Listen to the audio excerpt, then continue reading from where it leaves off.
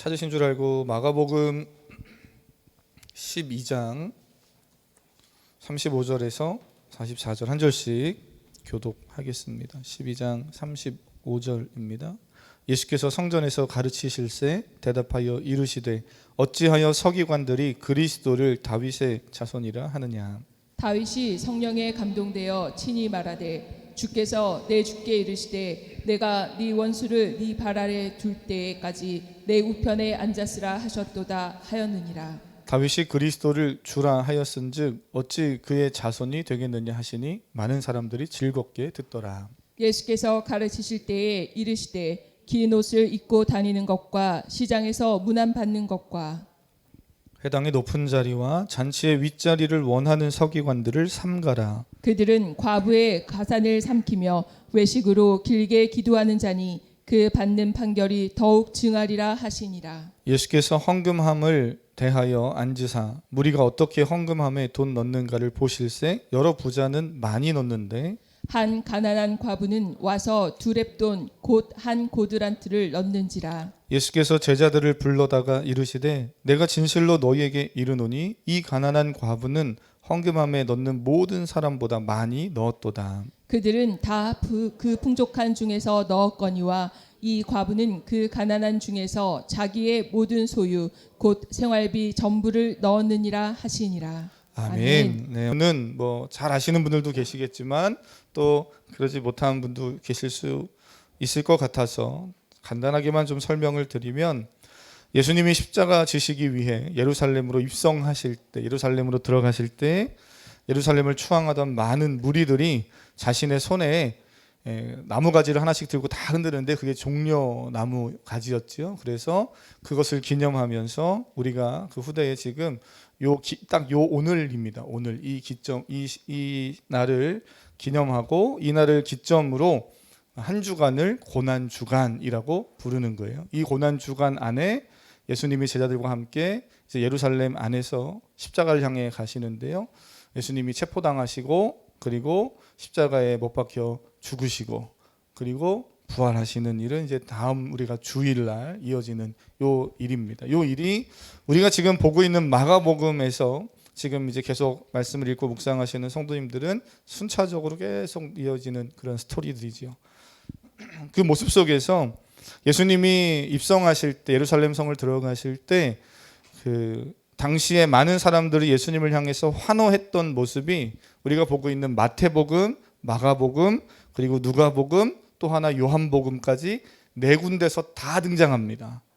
뭐라고 이야기하고 있는가를 좀 먼저 함께 보길 원하는데요. 마태복음 21장 9절을 보시면 성경을 좀 빨리 찾으실 수 있는 분들은 찾아서 보셔도 되겠고요. 제가 한번 읽어드려 보겠습니다. 마태복음 21장 9절 거기 보면 호산나 다윗의 자손이여 찬송하리로다 주의 이름으로 오시는 이여 가장 높은 곳에서 호산나 하더라 이렇게 고백을 해요. 누가복음 19장 8절에도 주의 이름으로 오시는 왕이여 이렇게 말합니다. 물론 이제 전체 풀 문장이 있는데 제가 곧 중요한 것만 이야기를 하면 주의 이름으로 오시는 왕이여 누가복음에서요. 요한복음 12장 13절 넘어가서 보시면 요한복음 12장 13절은 호산나 찬송하리로다 주의 이름으로 오시는 곧 이스라엘 왕이여 이렇게 말합니다. 주의 이름으로 오시는 이여 곧 이스라엘 왕이여. 오늘 이제 우리가 읽은 마가복음은 뭐라고 이야기하고 있는가? 오늘 본문에는 12장에 나오지 않지요?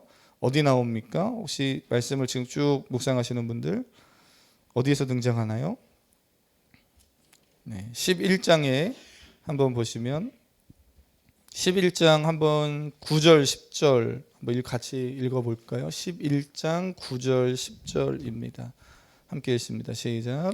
앞에서 가고 뒤에서 따르는 자들이 소리 지르되 호산나 찬송하리로다 주의 이름으로 오시는 이여 찬송하리로다 오는 우리 조상 다윗의 나라여 가장 높은 곳에서 호산나 하더라. 아멘. 거기서도 다윗의 나라여 이렇게 말합니다. 다윗의 나라여. 이 네 군데서 나오는 이야기들을 다 보면 다윗의 자손이여 주의 이름으로 오시는 왕이여 그리고 주의 이름으로 오시는 이스라엘의 왕이여 다윗의 나라여 이런 표현들이 등장해요. 조금씩 차이가 있지만 예수님에 대해서 뭐라고 고백하고 있는가? 예수님을 어떻게 인식하고 있는가는 명확하게 우리가 알 수 있습니다. 왕으로 인식하고 있는 거예요. 예수님을 그러한 지도자로 왕으로 고백하는 그런 고백을 이 종려나무 가지를 막 흔들면서 외쳤던 겁니다. 예수님을 따르던 많은 사람들은 당시에 뭐 종교 지도자들 있죠. 우리가 아는 바리새인들, 서기관들, 또 누가 있습니까? 제사장들 뭐 이런 사람들이요. 네, 이런 사람들과의 가르침과는 확실하게 차별됨이 있음을 알았던 거예요. 예수님의 가르치시는 말씀을 듣고 그가 행하시는 능력을 보면서 놀라고 야 역시 저 예수님은 뭔가 달라도 확실히 다르다. 이것을 막 느끼고 경험하고 있는 때죠. 세상적으로 말하면 인생의 최고 정점이라는 지금 위치에 올라가 있고 가장 세상 사람들이 탐낼 만한 그런 자리에까지 지금 올라가 계신 겁니다. 예수님은요. 그러면 거기서 웬만한 사람들은 안 내려오고 싶어 하죠. 예. 저도 유혹이 있을 것 같아요. 안 내려오고 싶을 것 같고 가능한 한 오래 있고 싶어 하지요. 세상 사람들이 말하는 성공이라는 자리에 거기서 빨리 내려오고 싶은 사람은 없을 거예요. 근데 오늘 본문을 보면 예수님은 마가복음 이제 계속해서 쭉 이야기가 지나가면서 이 어떤 정점의 인생의 정점, 사람들이 좋아하는 인기가 있는 그 자리에 머무르시지 않고요. 십자가를 향해서 계속 가십니다. 결국에는 십자가 지시고 오늘 저와 여러분을 위해서 인류를 위해서 십자가에서 피 흘려 죽으시는 거죠. 이제 이번 주 금요일이 그래서 우리는 성금요일 예수님이 십자가에 못 박혀 죽으신 그 요일 성금요일이라고 이야기하고 그리고 한 주간 고난 주간으로 예배하려고 합니다. 믿음으로 잘 함께 기도하시는 성도님 되시기를 주님의 이름으로 부탁드립니다. 자, 오늘 말씀을 보면 오늘 마가복음 12장에 이제 그러한 흐름 속에서 지금 11장, 12장, 13장 계속 흘러가고 있거든요. 오늘 본문은 사실 이렇게 나누어 보면 이렇게 읽어보셔서 아시겠지만 몇 가지 다른 내용들이에요. 세 가지로 나눠볼 수도 있지만 크게 두 부분으로 나누어 보면 한 부분은 서기관들을 향해서 예수님이 질문하시는 겁니다. 그 내용이 한 가지 나오고 또 하나는 가난한 과부가 성전에 나와서 하나님 앞에 헌금 드리는 그런 장면. 이 두 가지의 장면, 두 가지 스토리가 등장해요.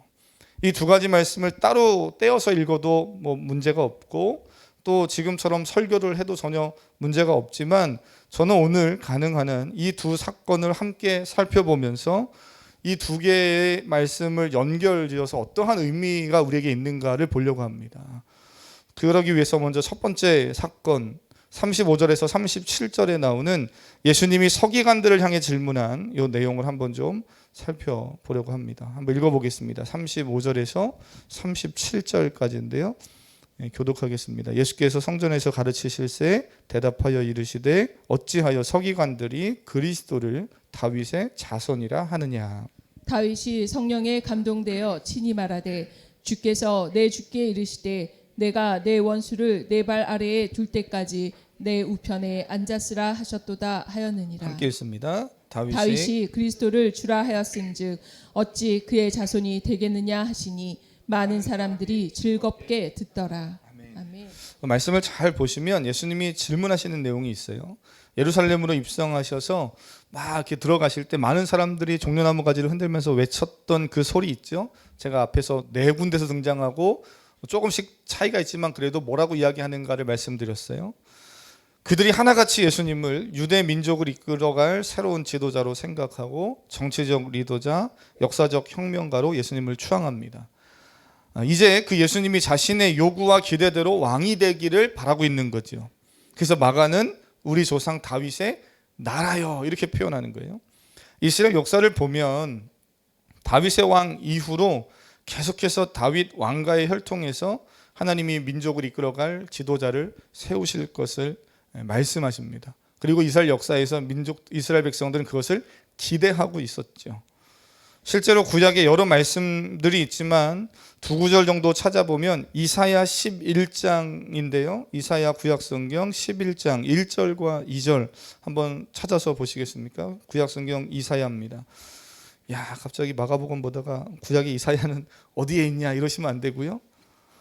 이사야 찾으셨습니까? 이사야 11장 1절과 2절의 말씀 한번 읽어보겠습니다. 제 성경은 980페이지입니다. 이사야 11장 1절에서 2절 시작. 이새의 줄기에서 한 싹이 나며 그 뿌리에서 한 가지가 나서 결실할 것이요 그의 위에 여호와의 영 곧 지혜와 총명의 영이요 모략과 재능의 영이요 지식과 여호와를 경외하는 영이 강림하시리니. 아멘. 아멘. 이 이야기는 뭐 앞뒤에 설명들이 좀 필요하겠지만 요 1절과 2절만 놓고 보면 이새의 줄기에서 한 싹이 나며 그랬잖아요. 상징적으로 이야기하는데요. 이새는 다윗의 아버지입니다. 다윗의 아버지로부터 그 한 또 이어지는 그런 일들이 있을 것이다. 그는 여호와의 영, 지혜와 총명의 영이요 모략과 재능의 영이요 지식과 여호와를 경외하는 영이 그에게 임할 것이다. 이런 이야기들을 쭉 하고 있습니다. 메시아에 대한 그런 예언적 메시지들을 선포하는 거죠. 예레미야 선지자 역시 예레미야 30장 8절과 9절에 이렇게 이야기해요. 만군의 여호와의 말씀이라 그날에 내가 내 목에서 그 멍에를 꺾어버리며 내 포박을 끊으리니 다시는 이방인을 섬기지 않으리라. 그들이 그들의 하나님 여호와를 섬기며 내가 그들을 위하여 세울 그들의 왕 다윗을 섬기리라. 이렇게 이야기합니다. 그러니까는 다윗의 혈통을 통해서 하나님이 약속하신 메시아 구원자가 올 것을 구약 성경은 여러 곳에서 이야기를 해주고 있어요. 이스라엘 백성들 그리고 더 나아가서는 지금 예수님이 살고 계시는 신약 시대로 넘어와서 유대인들 역시 다윗의 자손이여라고 외치는 이 고백 안에는 다윗의 혈통을 이어받은 왕이 오시고 그 왕이 바로 당신입니다 하는 그런 신앙적 고백을 담고 있는 겁니다. 민족의 구원자 메시아여 이런 고백을 담고 있는 거죠. 엄청난 고백이에요. 이미 우리가 마가복음을 보시면서 제가 언제 금요 예배 때 설교했었나요? 마가복음 10장에 한 등장하는 인물이 예수 그리스도에 대해서 그가 예수 그리스도가 지나가신다는 소문을 듣고 예수 그리스도를 향해서 외쳤던 외침이 있었습니다. 혹시 누군지 기억하십니까? 소경, 거지, 네, 바자로 시작하는 바디메오 맞습니다. 바디메오. 이 사람이 예수님을 향해 외쳐요. 뭐라고 고백합니까? 10장에 보시면 다윗의 자손 예수여 나를 불쌍히 여기소서. 예수님 나를 불쌍히 여겨주소서 이렇게 얘기하지 않고요. 다윗의 자손 예수여 나를 불쌍히 여기소서 이렇게 말합니다. 이 고백은 이스라엘 백성들에게 있어서 역사적으로도 그렇고 너무나 중요한 고백이고 신앙적 고백을 담고 있는 거예요. 예수님은 그 고백을 기쁘게 받으셔서 소경 거지 바디메오를요 고통과 가난에서 구원해 주십니다. 오늘 우리도 예수님을 향해 예수님이 나의 구원자시요 왕이시요 나의 주인이십니다 라는 믿음의 고백을 드려야 하는 줄로 믿습니다. 예수 그리스도가 누군지를 정확히 알고 믿어야 되죠. 맨날 교회 오면 목사님이 예수님을 바르게 알고 고백해야 된다고 그러는데 예수님 뭐 예수님이시지 이렇게 끝나면 안 되고요. 예수님은 내 인생의 주인이시오 왕이요 구원자이십니다. 메시아입니다. 이 고백에 대한 명확한 믿음과 또 알미 필요한 거죠. 사랑하는 성도님, 오늘 또 지난 한 주간 어떤 상황에 처해 계셨습니까? 믿음으로 예수님 나를 불쌍히 여겨주소서 고백하며 기도할 수 있는 믿음의 성도님들 되시기를 바랍니다. 하나님 반드시 만나주시는 거죠. 한번 믿음으로 고백해 보겠습니까? 예수님은 나의 왕, 나의 구원자 되십니다. 한번 고백했습니다. 시작. 예수님은 나의 왕, 나의 구원자 되십니다. 아멘. 내가 더 뭐 붙일 수 있는 거 붙일 수 있죠. 뭐 주인 되십니다. 전부 되십니다. 소망 되십니다. 쭉 고백할 수 있겠죠. 한 번만 더 고백해 볼까요? 그 예수님을 향해서 예수님 나를 불쌍히 여겨 주소서. 시작. 예수님 나를 불쌍히 여겨 주소서. 아멘. 오늘 이 고백이 되게 불편하지 않기를 바랍니다. 나 별로 안 불쌍한데 너 왜 자꾸 나 불쌍하다고 그러지? 그렇게 여기지 않으시고 예수님 없으면 불쌍한 거죠. 전부 되신 예수님 없으면 우리는 정말 아무것도 아닌 인생입니다. 그 예수님을 사모하고 바라보시기를 바랍니다. 정말 멋진 고백이에요. 그런데 예수님 시대의 유대인들, 심지어 성경을 연구하고 가르치는 종교 지도자들조차 오늘 본문에 등장하는 사람으로는 누굽니까? 서기관. 이런 사람들조차 예수님을 생각할 때 그 예수님에 대한 그 인식과 알의 정도가 그저 정치적 지도자요, 통치자요, 다윗의 혈통이요, 이것을 넘지 못했다는 거예요.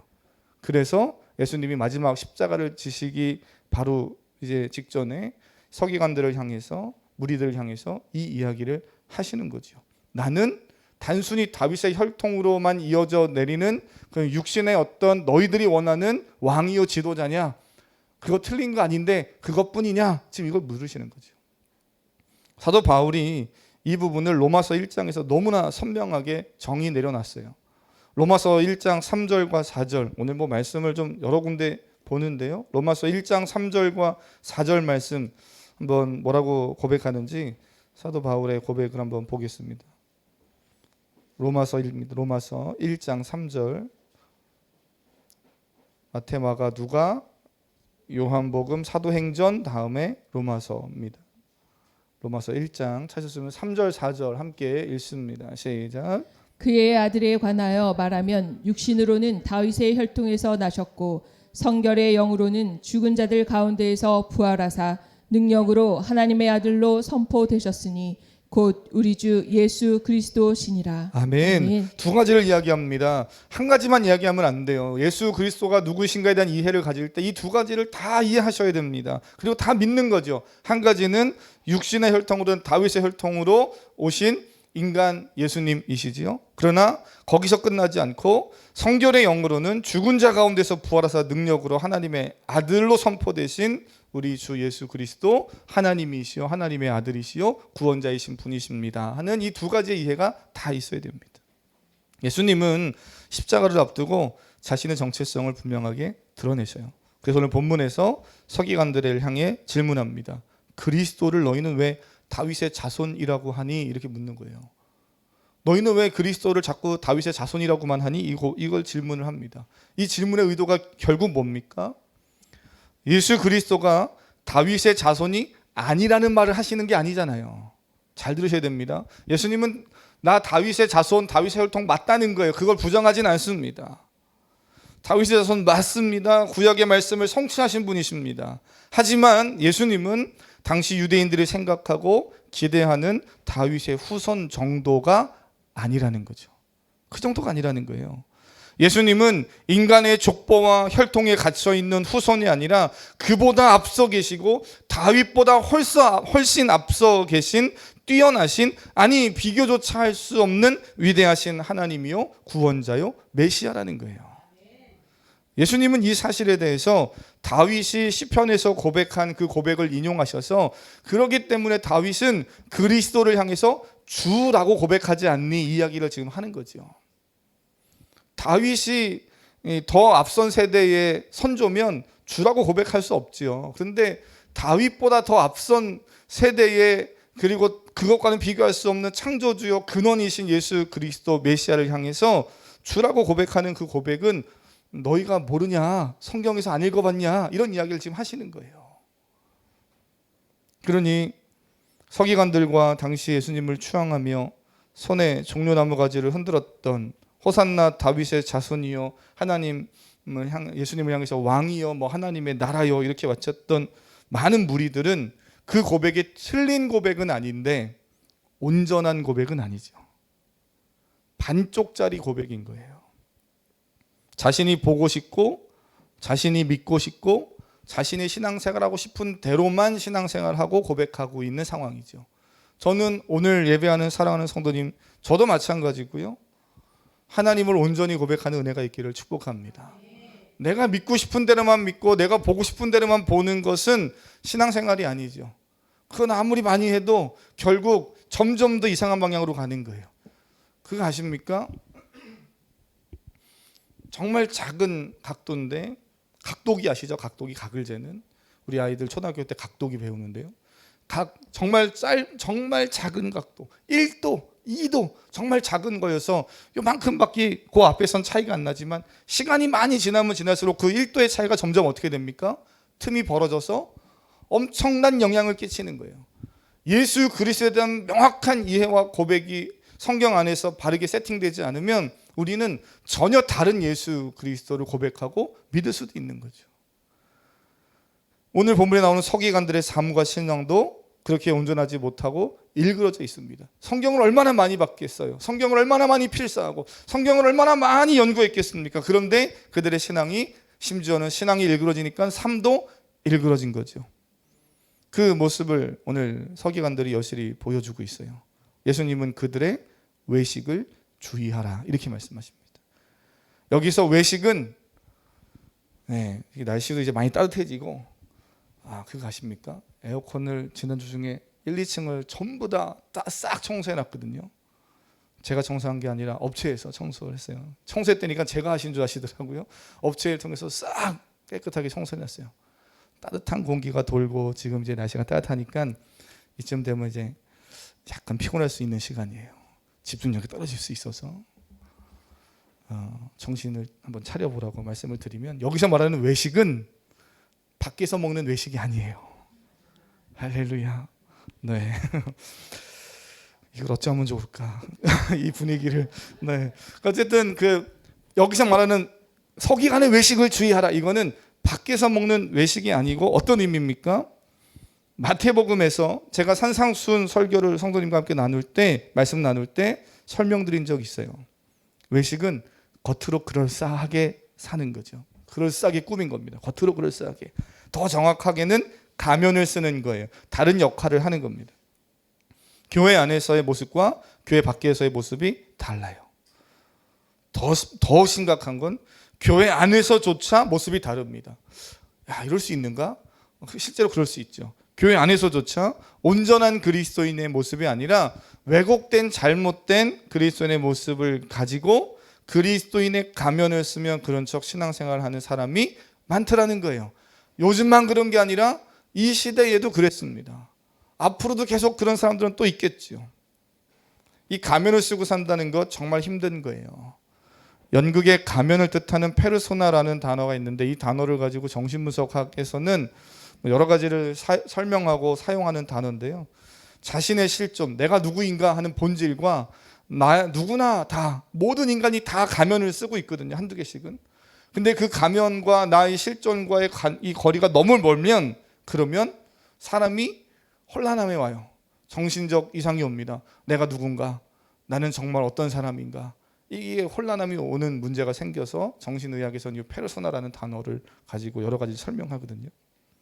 사랑하는 성도님, 서기관들의 신앙이 딱 그런 거예요. 겉으로는 너무 좋아 보이는데 그의 본질과 이질감이 있는 거죠. 차이가 있는 거예요. 서기관들은 오늘 본문을 보면 스스로 신앙이 좋다는 사실을 드러내고 과시하기 위해서 외식을 하고 있는데, 어떤 방식으로 외식합니까? 긴 옷을 입었다는 겁니다. 그래서 사진 하나 보여드리면 또 집중하실 것 같아서 하나 슬라이드를 하나 넘겨주시면 이런 거죠. 특별한 거 아닙니다. 옷 끝에 저런 실로 술을 이렇게, 술이라고 그럽니까? 이렇게 꽈가지고 해놓는 거죠. 그게 저로 말하면 여기 손 끝에 이런데 쭉쭉 이렇게 해놓은 거예요. 옷 이런 데도 해놓고요. 그러면서 저거를 길게 합니다. 서로 길게 하면서 이제 그걸로 자신의 신앙이 경건하다, 거룩하다라는 것을 과시하는 거죠. 이걸로 이게 왜 그런 의미가 있지? 이렇게 생각해 보실 수 있을 텐데요. 민수기 15장을 보시면 이렇게 하나님이 모세를 통해서 말씀하신 내용이 등장해요. 민수기 15장 38절, 39절 말씀입니다. 한번 읽어볼까요? 민수기 15장 38절, 39절. 구약 성경입니다. 민수기 찾았으면 한번 읽어보겠습니다. 15장 38절, 39절 함께 읽습니다. 시작. 이스라엘 자손에게 명령하여 대대로 그들의 옷단 귀에 술을 만들고 청색끈을 그 귀의 술에 더하라. 이 술은 너희가 보고 여호와의 모든 계명을 기억하여 준행하고 너희를 방종하게 하는 자신의 마음과 눈의 욕심을 따라 음행하지 않게 하기 위함이라. 아멘. 그러면서 술을 이렇게 달아 놓으라는 거예요. 그러면서 이것이 시간이 흘러가면서 유대인들은 신약 시대에 이걸 붙잡고 기도합니다. 이렇게 한 땀이라고 해야 됩니까? 한 올 한 올 이렇게 만지면서 기도하는 거죠. 그러면서 뭐 이런저런 기도를 했겠죠. 이게 길면 길수록 어때는 게 기도가 많아지고 길어질 수밖에 없는 거죠. 그게 과시가 되는 거예요. 나 이만큼 기도하는 사람이야. 그러니까 이걸 이만큼 막 늘어 다니는 거죠. 그래서 그런 거를 과시합니다. 근데 39절까지만 읽었나 봐요, 성경을. 40절을 읽지 않았던 것 같아요. 40절 한번 뭐라고 되어 있습니까? 40절 읽어보겠습니다.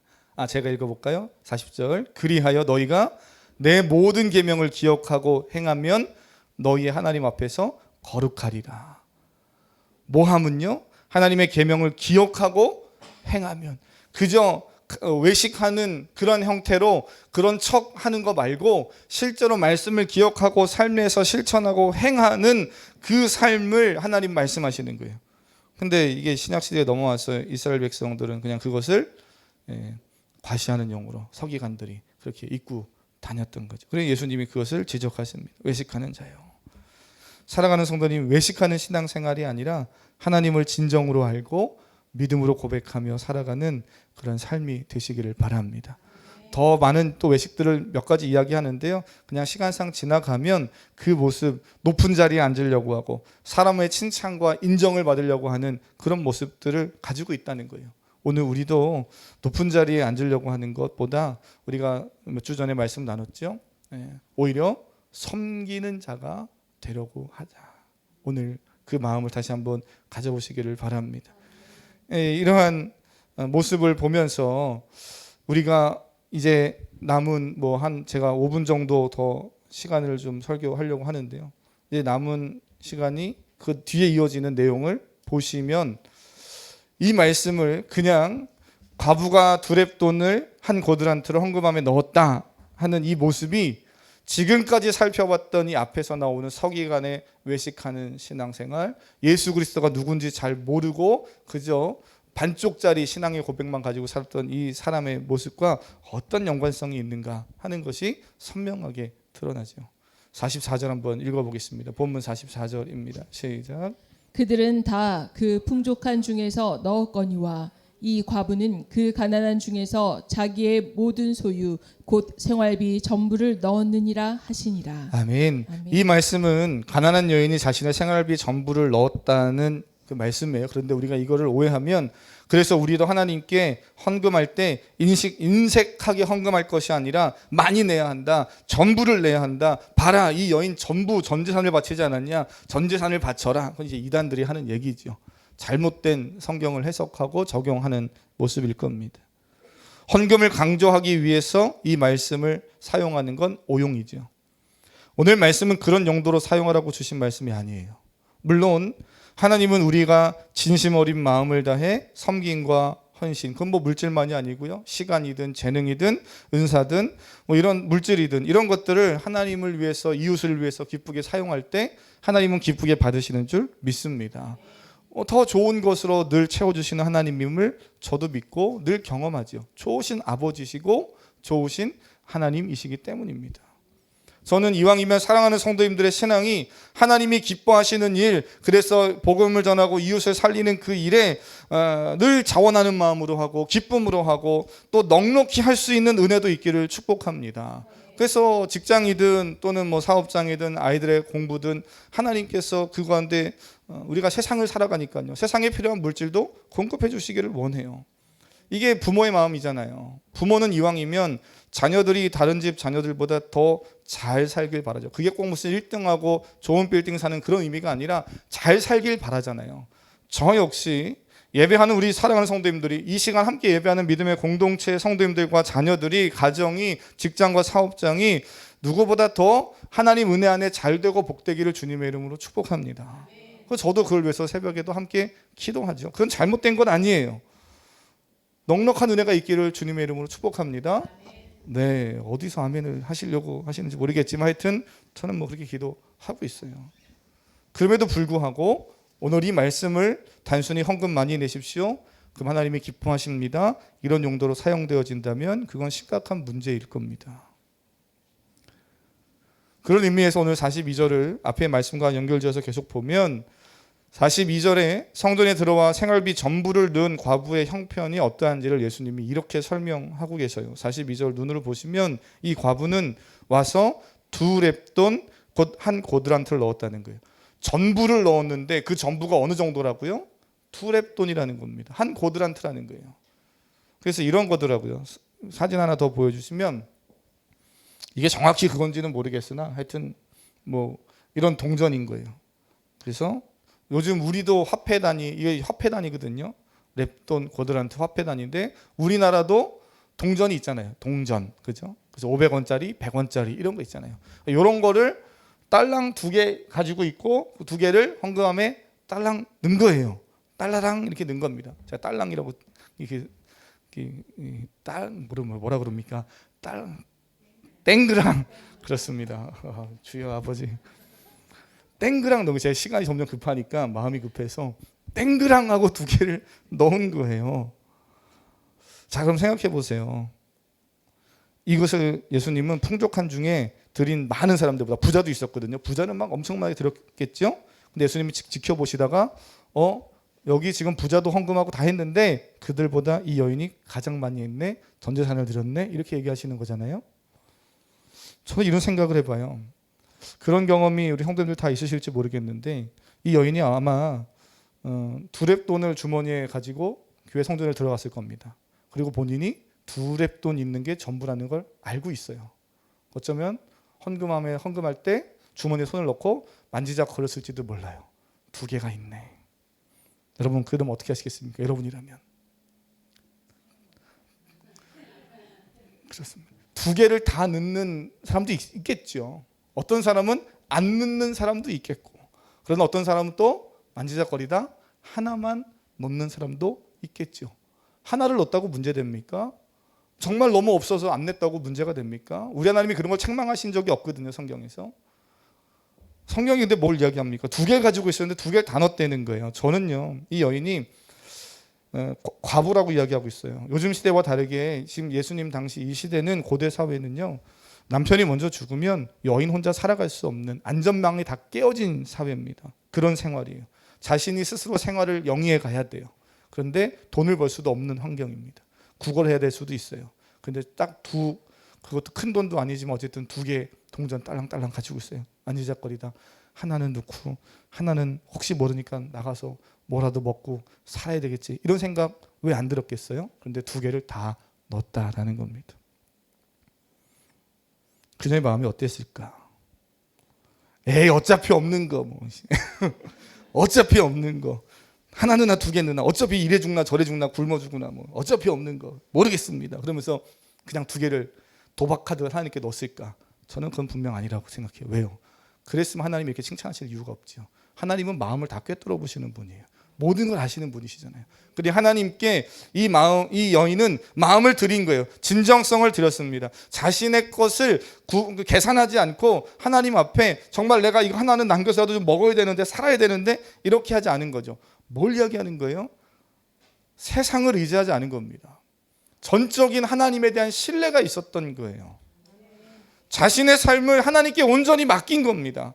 베팅하듯 도박하는 것이 아니라 진심으로 하나님께, 하나님 내가 가진 게 이거밖에 없습니다 하면서 하나님 앞에 마음을 다해 드린 거죠. 오늘 설교 본문이 돈을 얼마 했냐, 얼마나 많이 했냐, 또는 뭐 그렇게 할 필요 없다 이런 이야기 하는 게 아니라, 앞에 나오는 서기관들과 비교해 볼 때 신앙생활에 진정성이 있냐는 거예요. 근데 이 진정성이 어디서 옵니까? 예수 그리스도가 누구인지를 모르면, 예수 그리스도에 대한 명확한 이해와 믿음이 없으면, 신앙이 일그러지기 시작하면, 그러면 삶도 일그러지고 신앙도 일그러질 뿐만 아니라 나중에는 외식하게 된다는 거예요. 근데 이 여인은 어떻게 보면 세상적으로는 가진 것 없고 손가락질 받는 여인일지도 몰라요. 그러나 이 여인은 하나님 앞에서 진실했던 거죠. 오늘 우리는 어떻습니까? 저는 그래서 찬양을 한 가지 고르다가 이 찬양을 우리 성도님과 좀 함께 나누면 좋겠다. 그렇게 어렵지 않은 찬양이더라고요. 근데 가사가 내가 너무 좋아서 제가 계속 고백했어요.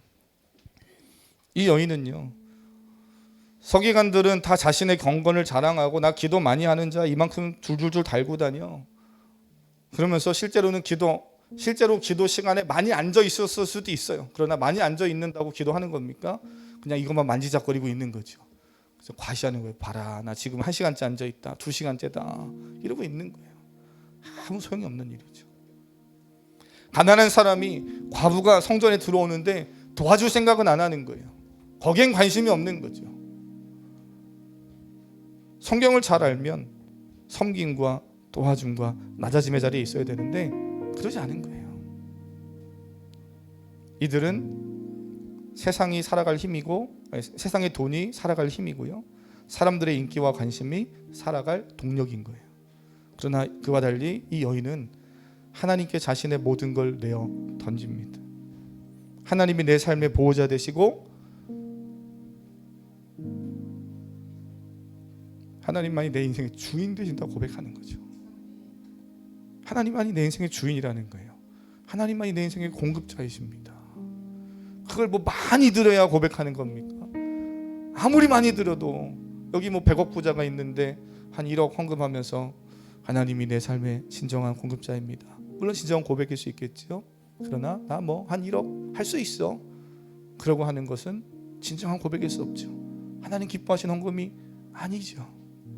그러나 2랩돈을 드려도 하나님이 나의 진정한 공급자요 주인이시오 보호자이십니다. 주의 손이 날 붙드십니다. 깊어진 한숨 속에도 변함없이 우리를 다시 일으키시는 분이 나의 좋으신 아빠, 아버지이십니다. 그 고백을 가지고 우리가 사는 거잖아요. 그게 세상 사람들과 다른 거 아닙니까? 오늘도 그런 성도들 다 되시길 축복합니다. 함께 이 찬양 믿음으로 고백하고 우리 말씀 붙잡고 스스로를 위해서 믿음의 고백을 드리고, 우리 자합되는 성도님들, 영상에 있는 성도님들, 우리 다음 세대들 위해서 함께 기도하고 바치겠습니다. 주의 손 날 붙드시네, 주의 손 날 붙드시네, 영원한 피난처 되시네, 깊어진 한숨 속에도 변함없이 우리를 일으키시네. 한 번 더 할까요? 주의 손 날 붙드시네, 영원한 피난처 되시네, 깊어진 한숨 속에도 변함없이 우리를 일으키시네. 주네 아버지, 주네 아버지, 그 신발로 날 덮으시네, 주는 내 큰 능력, 변함없이 우리를 일으키시. 믿음으로 주네 아버지, 주네 아버지, 그 신발로 날 덮으시네, 주는 내 큰 능력, 변함없이 우리를. 우리 한 번 더 고백할까요? 주는 내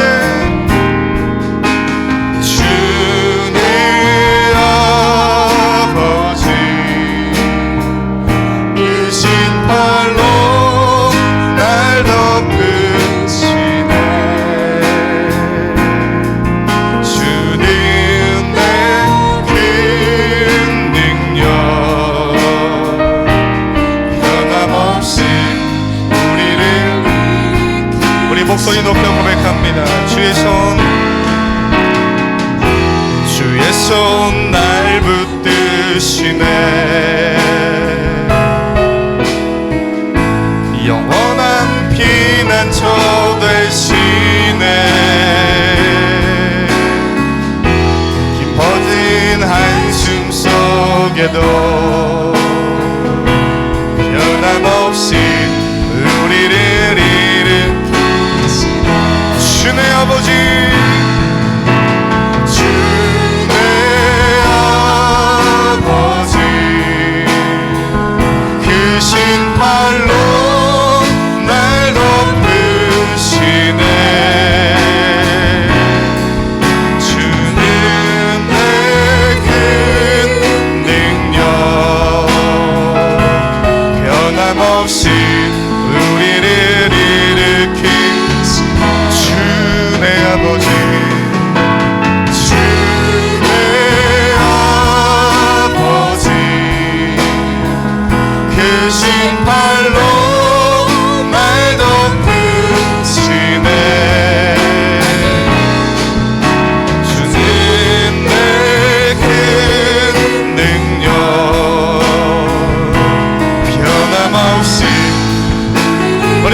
사람을 한번 축복합니다. 주는 당신의 아버지입니다. 주의 아버지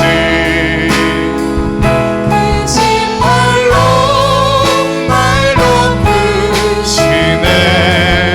주는 내 큰 영, 주는 내 큰 능력.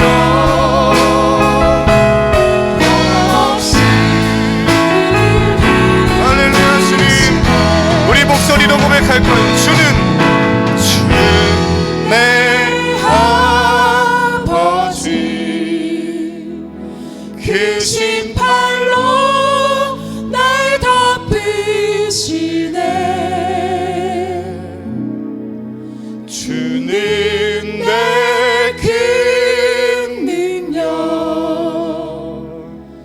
변함없이 우리를 할렐루야. 주님 그렇습니다. 주님 우리 아버지 되십니다. 주의 아버지, 주의 아버지 크신 팔로 날 덮으시네. 주는 내 큰 능력 아멘. 변함없이 우리를 일으키시네. 주의 아버지, 주의 아버지 크신 팔로 날 덮으시네. 아멘 아멘. 주는 내 그 마음을 다해서 진심으로 주님 고백합니다. 변함없이 우리를 일으키시는 주님 찬양합니다. 주의 아버지, 주의 아버지 아멘. 크신 팔로 날 덮으시네. 주는 내 큰 능력 변함없이 우리를 우리 그 주님께 마음을 다해서 기도합니다. 하나님 내 아버지가 되십니다. 변함없이 나를 일으켜 주시고 우리를 일으켜 주시고 우리를 살리시는 주님 찬양합니다. 주의 보혈의 은혜를 이 시간 부어주시고 하나님 우리를 만나 주시옵소서. 우리 주여 한번 부르며 기도합니다.